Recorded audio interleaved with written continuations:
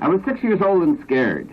Selling newspapers on Chicago's tough South Side wasn't easy, especially with the older kids taking over the busy corners, yelling louder and threatening me with clenched fists. The memory of those dim days is still with me, for it's the first time I can recall turning a disadvantage into an advantage. It's a simple story, unimportant now, and yet it was a beginning. Halley's restaurant was near the corner where I tried to work, and it gave me an idea. It was a busy and prosperous place that presented a frightening aspect to a child of 6. I was nervous, but I walked in hurriedly and made a lucky sale at the first table. Then diners at the second and third table bought papers too. When I started for the fourth, however, Mr. Halley pushed me out the front door. But I had sold 3 papers, so when Mr. Halley wasn't looking, I walked back in and called at the fourth table. Apparently, the jovial customer liked my gumption.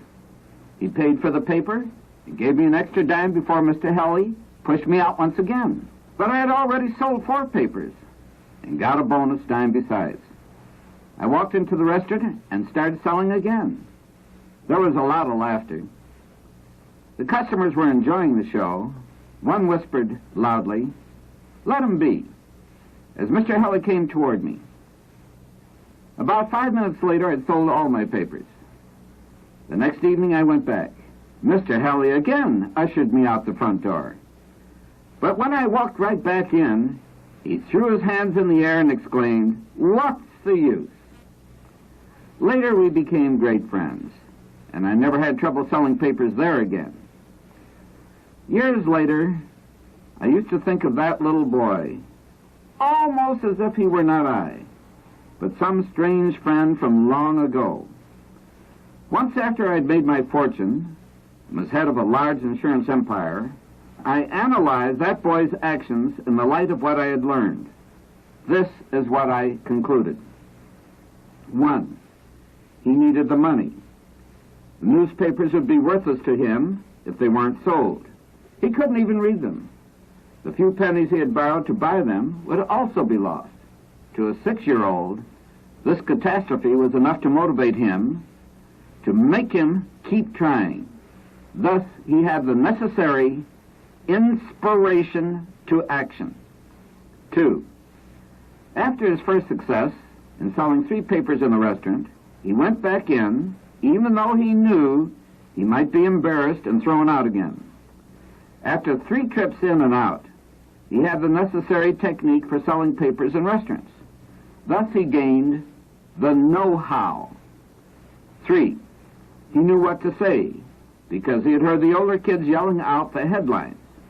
All he had to do when he approached a prospective customer was to repeat, in a softer voice, what he had heard. Thus he possessed the requisite activity knowledge.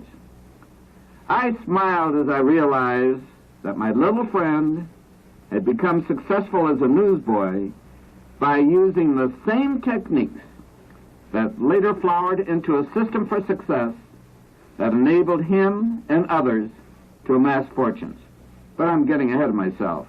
For now, just remember those 3 phrases: inspiration to action, know-how, and activity knowledge. They are the keys to the system. Memorize them. Even though I was raised in a poor, run-down neighborhood, I was happy. Aren't all children happy regardless of poverty if they have a place to sleep, something to eat, and room to play?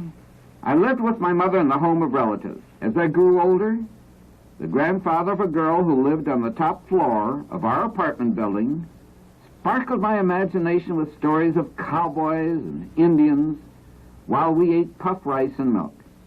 And each day, when he tired of his storytelling, I'd go downstairs in the backyard and live the part of Buffalo Bill or great Indian warrior chief. My pony, made out of a stick or an old broom, was the fastest in the West. Picture a working mother seeing her young son in bed at night and asking him to tell about his day's experience. those that were good and those that were bad.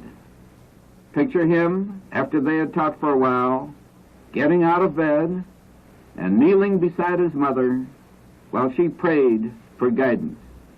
Then you have the feeling of the beginning of my search for the true riches of life. Mother had a lot to pray for. Like all good mothers, she felt that her son was a good boy. But she was concerned because he was keeping bad company. And she was particularly disturbed that he developed the habit of smoking cigarettes. A pattern was being established. But it wasn't good. Like other kids who get started in the wrong direction, I played hooky. I didn't have any fun doing it. I felt guilty. Perhaps that was the way I tried to show that I was different from the other boys in my group. But there was one good thing I did do. At night, when my mother and I would talk, I would tell her the truth, and I would tell her everything. My mother's prayers for guidance were answered. She enrolled me in Spalding Institute, a parochial boarding school at Nauvoo, Illinois. There, through exposure to a wholesome environment in which the three ingredients of the success system that never fails were employed, something happened, something good. Where can one develop inspiration to action, to search for self-improvement, better than in a religious school? And who has greater know-how and the necessary knowledge to teach character than those who are devoting their entire lives to the church, striving to purify their own souls while trying to save the souls of others?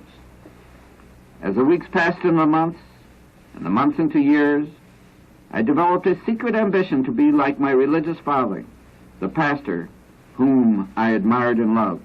But I also loved my mother, and I missed her very much. Like so many boys living away from home at private schools, I was homesick. And like them, every time I saw my mother or wrote to her, I would beg her to bring me home permanently. After 2 years at Nauvoo, she felt I was ready. Equally important, she was ready. Or perhaps it was motherly love, for she too longed to have me with her. Early in life, Mother had learned to sew, and because she had initiative, talent, and sensitivity, she became proficient at it. Shortly after I left for Nauvoo, she realized that a change of home and business environment was desirable for her. She was now in a position to do something about it, for she didn't have to be concerned with arranging for someone to care for me while she was at work. She obtained a position in a very exclusive ladies' import establishment known as Dillon's. Within 2 years, she was in complete charge of all designing, fitting, and sewing, and she had developed a reputation among the exclusive clientele of being an outstanding designer and dressmaker. Her earnings were sufficiently great to enable her to get her own apartment in a nicer neighborhood.